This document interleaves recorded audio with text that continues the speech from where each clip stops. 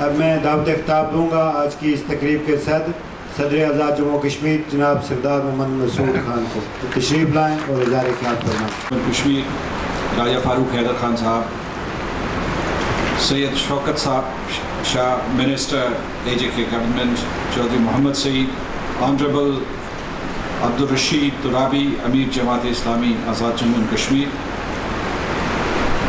Chief justice Manzoor Gilani, Ghulam Mohammad Safi साहब convener APHC, doctor Mohammad Khan member public service commission,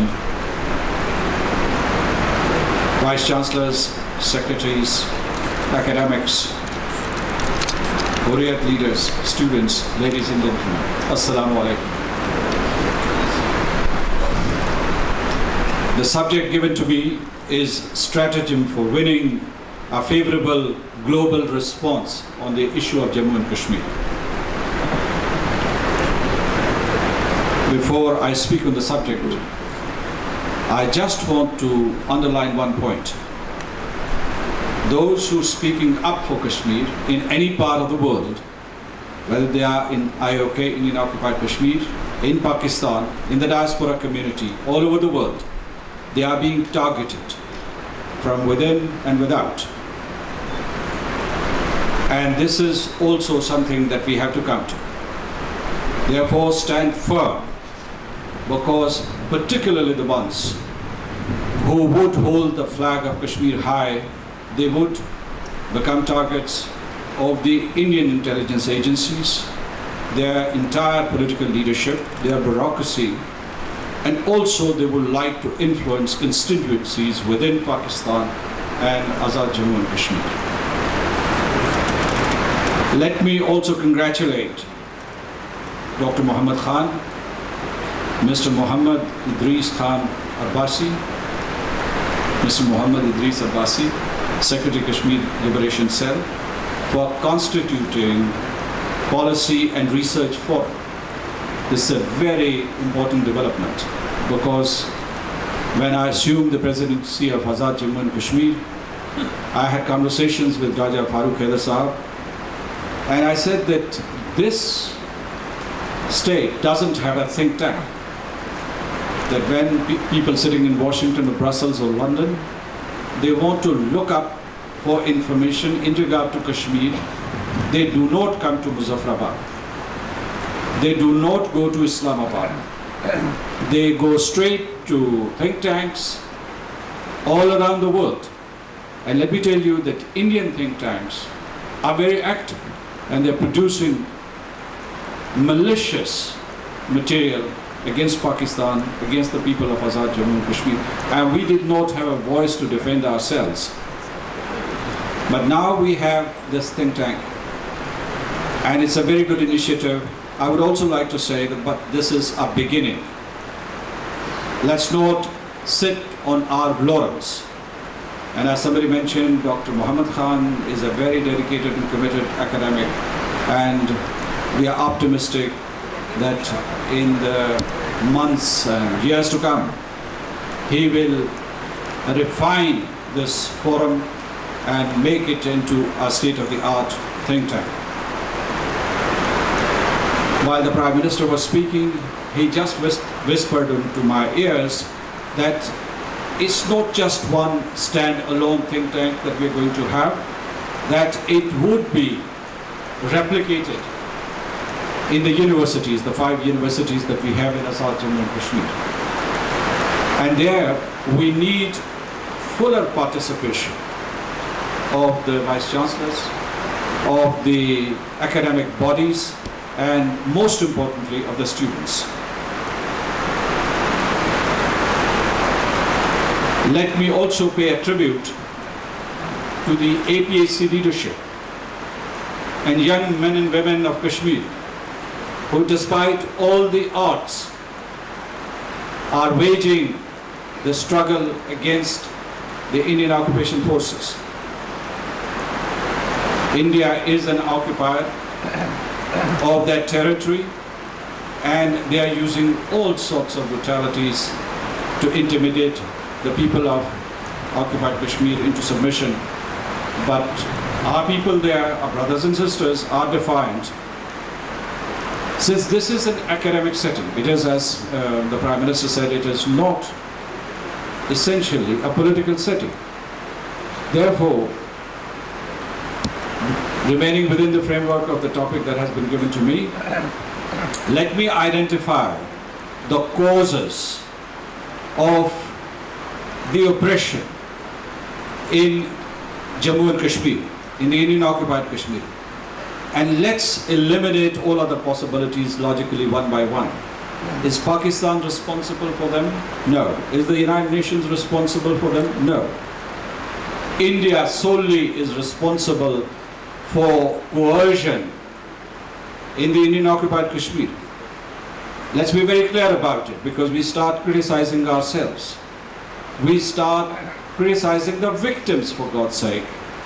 But India is responsible for killings, disappearances, attacks on youths, illegal detentions, there are forced disappearances, incognito incarcerations. There are attempts to change demography there. And then, of course, we bear the brunt. We here in Azad Kashmir bear the brunt of the fire, hostile fire across the LOC, line of control. There's an information blackout. One of the speakers were talking about it. There's an information blackout there. Let me tell you that despite all the coercion, despite all the economic blandishments dished out by India, the occupiers, despite all their attempts to demonize Pakistan, India's attempts to demonize Pakistan and Kashmiris, we are still holding our ground. And no matter what happens, we will not compromise on our essential rights, our fundamental rights. And this is the message that is disturbing Indian occupation forces and their masters in Delhi, that no matter what happens, the people of the Indian occupied Kashmir, young men and women, are ready to give their blood for the liberation of Kashmir. And the slogans that you hear in Srinagar and Sopore and Chopaiya and other cities, it says, go India, go back, leave our Kashmir. And they say, Azadi, we want Azadi. And then they define it. They say that Azadi ka matlab kya, la ilaha illallah. And they say, Pakistan se rishta kya, la ilaha illallah. Make no mistake, they are signaling their absolute solidarity with the people of Pakistan and with the state of Pakistan. Let me also try to deconstruct the reasons for weak global response. It is because of realpolitik, because profits matter, because strategic alliances matter, and that's why some of the nations, the most powerful nations, some of whom are permanent members of the Security Council, they have decided to align themselves with India to block China, and that includes the United States-led coalition, and in that coalition you have France and the United Kingdom, and you also have Russian Federation, which is subtly distancing itself from India, but it has been a long-standing ally of India. So because of realpolitik, because of power politics, these states have decided to align with India. Profits. I was in Brussels and in London and in New York, and I had some candid conversations. And people are saying that we are siding with India because our profits, our economic interests are involved with India. I said, what about human rights standards? What about human rights treaties and conventions and resolutions that you drafted yourself, that you evolved them over the centuries, and you are the custodians, and you put together all the mechanisms to implement them? What's happening to that? And they said, yes, they are there. And they shamefacedly admitted that we are grappling with the problem of double standards in Europe, in North America, in the so-called developed world. We have to come to grips with that. One factor which has hampered resolution, a peaceful resolution of the Jammu and Kashmir dispute, is the lack of response from the United Nations, the United Nations Security Council. It is United Nations Security Council's responsibility to implement its own resolutions. This morning I was talking to the French ambassador and I told her I represented Pakistan in the United Nations Security Council in 2012 and 2013. And I recall that over the weekends we would get together, all 15 members of the Security Council, to discuss the situation in Central African Republic or South Sudan or Mali or West Africa, but not on Kashmir. Although we regularly receive reports from UNMUGIP on the situation here, and as Raja Farooq Haider Sahab was alluding to one instance, that you do not have to buy people to broadcast crimes against humanity or war crimes in a volatile region like Jammu and Kashmir. But they absolutely know what is happening in Jammu and Kashmir. And that yet the United Nations Security Council would not take cognizance of the situation here. This is a tragedy of our times. And I talked about double standards. Now, I talk about our strategy, and a lot has already been said, and I endorse many of the points that have already been made. But let me tell you, I'll also be very candid, like my preceding speakers. One is that we do not demonstrate and project unity amongst our ranks. We have multiple and quite often conflicting voices, which are confusing our interlocutors in the West and in many parts of the world. We are not united. And as the Prime Minister of Azad Kashmir was saying, our effort is also not critical.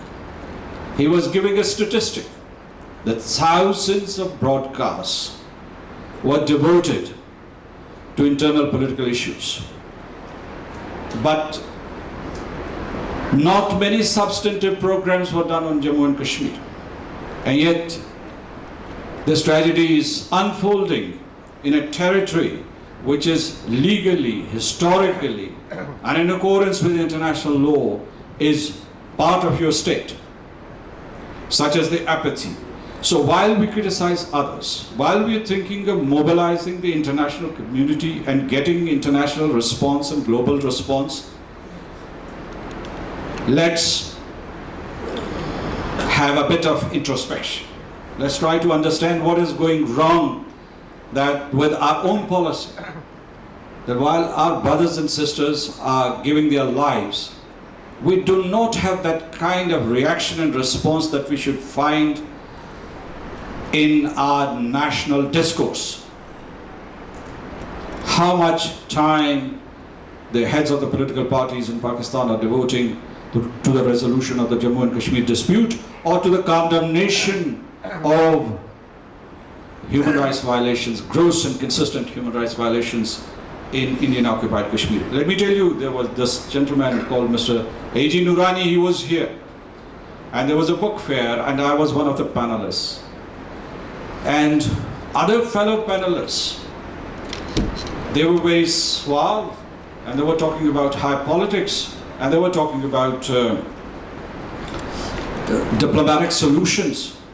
And when Indians come here and sit in different cities and interact with the people of Pakistan, or Kashmir for that matter, they do not get the sense that Pakistanis are very angry about what is happening in Indian occupied Kashmir.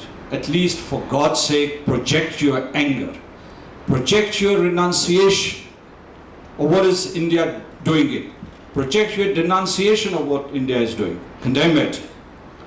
That is your basic, initial moral responsibility. Now let me tell you that this is your primary responsibility. You're talking about getting global response, for God's sake. Close your ranks and try to forge unity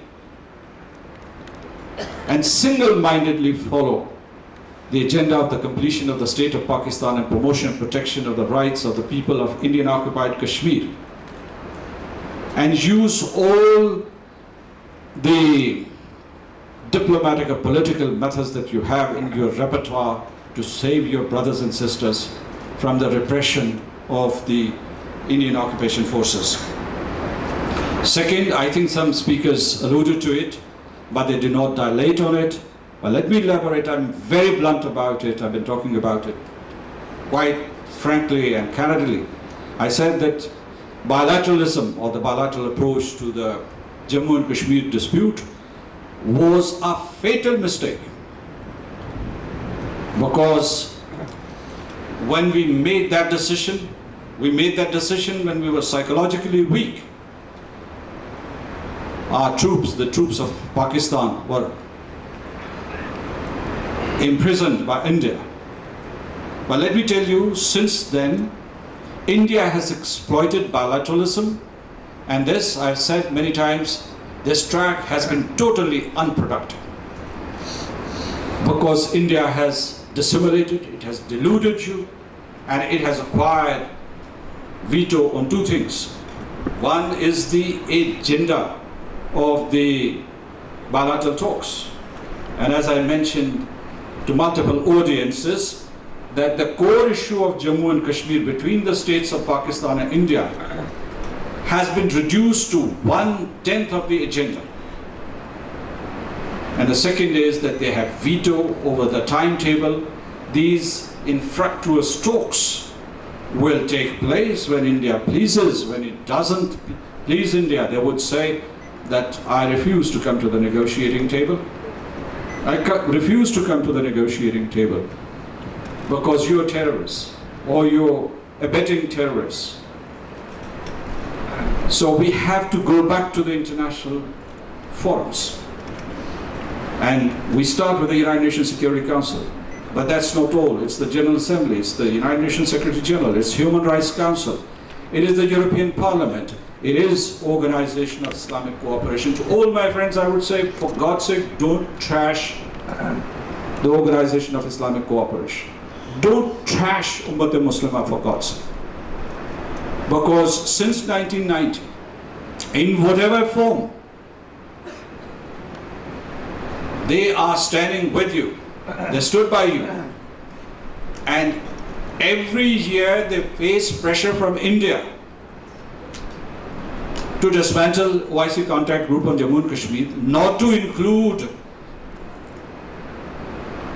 formulations on the Indian occupied Kashmir in the political communiques of the ministerial meetings and the summits. And these countries, despite their weaknesses, every year pass resolutions calling for the right to self-determination for the people of Jammu and Kashmir, condemning human rights there, and finally asking for the realization of the right to self-determination. And let me tell you that had India gathered support like this from any forum, they would have.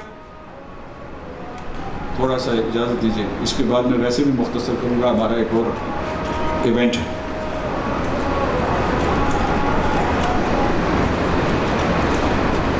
Well, I'd like to wind up, I'll try to wind up in next 5 to 7 minutes. But let me tell you, I was talking about reconnecting with the international community, and because that would generate some pressure for India. You are not reaching out to international public opinion.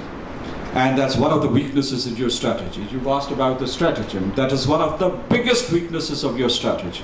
And it should be mobilized at the level of the masses and at the level of academia and think tanks and so on. We have to work on our diaspora community. And diaspora community abroad, India's diaspora community, China's diaspora community, and for that matter, diaspora communities are very small, tiny countries. I know Armenia, how active Armenia is against Turkey, and Taiwan, and other countries or entities. They are so active, but we haven't used our diaspora community strategically. We use them. They of course speak up for Kashmiris, but it is sporadic, it is haphazard, it is not organized. We can't provide leadership to them. They are capable, well-heeled, they have political traction and influence within the countries of adoption, but we are not using them very effectively. It all boils down to, many speakers have alluded to that point, that we must invest in communication tools. Because India cannot defeat Pakistan either by using nuclear warheads or through conventional means. But I have been saying this, I have been underlining this point in many meetings, that they have defeated us in the realm of communication, in the realm of the media, hands down. And we all know it, and we all talk about it, but we do not do anything about it. And that's why we have the kind of tragedy that the Prime Minister alluded to. That's why our media would devote more time to anti-Pakistan elements, political instability in Pakistan, and in fact fuel it, rather than devoting their time and energy to the issue of Jammu and Kashmir. And when we talk about communication, we are not talking about communication tools being used in Islamabad or Karachi or Lahore or Peshawar or Quetta or Muzaffarabad. Our target should be Washington and Brussels and New York and all cities of the United States, because that's precisely what is happening in these countries. When I was there in Brussels, I can tell you that Indians got very, very active. And they went to each and every interlocutor that I had engaged to tell them their side of the story. And it was not just the officials. It was academics and media persons and community leaders. I think that Raja Saab has said it quite authoritatively. I want to repeat it, that if you do not have a strong Pakistan, you do not have a case. And if you do not have a viable Azad Kashmir state, then the whole thing would vaporize, for God's sake. And therefore invest in Pakistan, and invest in Azad Kashmir, and be grateful to Pakistan. Because people like us, there are friends, my friends sitting here, with whom we have been waging the struggle in the diplomatic forums for the last 3 decades. They are present here. Let me tell you that we have very few staunch allies, but the staunchest ally of the people of Jammu and Kashmir is Pakistan. And people like us who are in this situation, they increase the number of their allies and friends. They do not reduce them. And they do not criticize and demonize their benefactors frivolously. We should have Pakistan +1 and +1 and +1 and infinity. Not try to scupper the edifice that we already have. Now, I would also like to say that we should reach out to the Indian civil society, because they can't be party to the crimes which are being committed by the Indian occupation forces under the tutelage of an aggressive government seated in Delhi. They can't be party to the crimes in Kashmir. And I would say that recently, you must have read reports that Indian armed forces have advised the government of India to start a political dialogue, for God's sake, with the Kashmiris. They say that there is no military solution. They have come to the same conclusion. We should reach out to the Indian civil society. Now let me tell you that we are glad that during the recent visit of the Prime Minister of Pakistan to One Belt, One Road Forum, the Prime Minister of China has reiterated his position supporting Pakistan. Earlier, Mr. Erdogan has been actively pursuing this issue. What we need to realize about India is that it is an interlocutor that doesn't believe in legality in regard to Kashmir. That it wants to use only the gun, and therefore you have to change your lexicon too.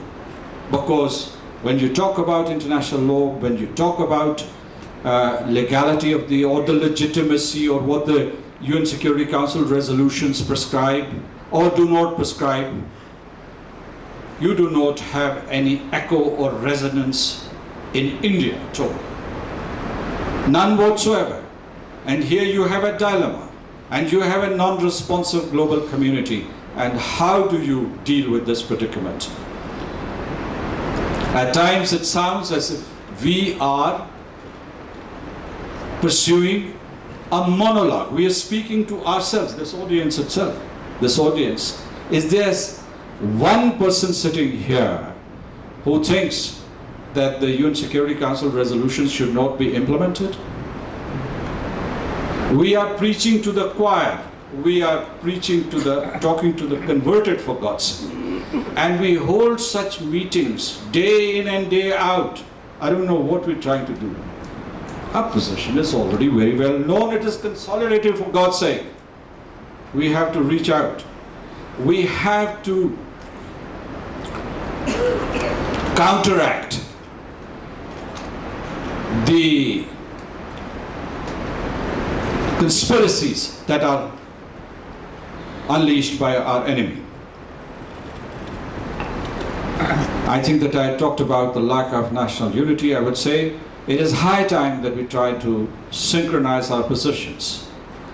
And yes, Raja Sahab was right. Why aren't all political parties here today? And if this is the state of affairs, we have differences. All democracies have differences, for God's sake. Why aren't they here? And we are, as I said, that the irony is that we are not even talking to outsiders, we're talking to ourselves, to the converted. Why aren't they here? And I think that as we go along, I hope that this forum would train people to get well versed in international humanitarian law, international human rights law, and international law itself. That this would document, and let me mention that Kashmir Media Service is doing a fantastic job. It would document the egregious human rights violations that are taking place in Jammu and Kashmir, and communicate it to the special rapporteurs and special representatives based in Geneva. And so that we can also build networks. Finally, I would say that just 2 points. One is that Dr. Khan, I'll be contributing an article because what I have said, these are my stray thoughts, which I put together after listening to some other speakers. And I had some points which I had jotted down prior to coming to this venue. But I hope that you will capture the essence of this debate and publish it. I'll contribute an article. So, and finally, I want to leave with this impression that while we are having this self-introspection, don't be demoralized. We will succeed no matter what. Thank you so much, ladies and gentlemen. बहुत शुक्रिया जनाब सदर ग्रामी। अब मैं मुल्तमिस हूँ chairman policy research forum doctor Mohammad Khan साहब से कि वो शील्ड्स फोरम की शील्ड्स जनाब मेहमानान ग्रामी को पेश करें। जनाब चेयरमैन शील्ड पेश करें।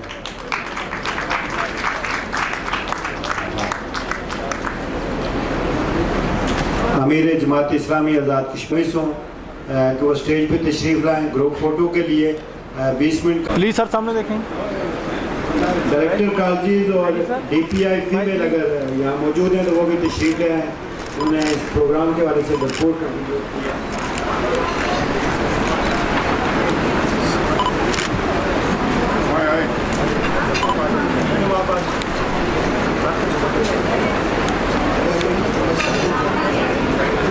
नीचे खड़ी हो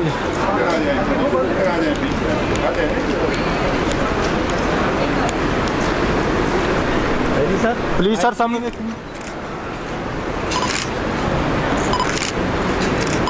थैंक यू।